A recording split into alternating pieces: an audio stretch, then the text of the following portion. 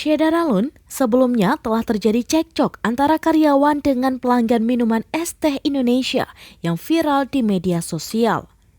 Adapun manajemen es teh Indonesia telah melakukan mediasi terhadap karyawannya yang terlibat adu mulut dengan pelanggan di outlet es teh Harapan Raya Pekanbaru Riau.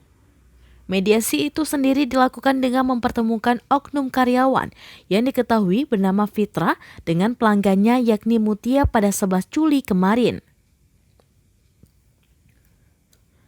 Berdasarkan keterangan manajemen Es Teh Indonesia kepada wartawan pada Rabu 13 Juli 2022, hasilnya manajemen Es Teh Indonesia Pusat memecat Fitra sebagai karyawan atas kejadian tersebut.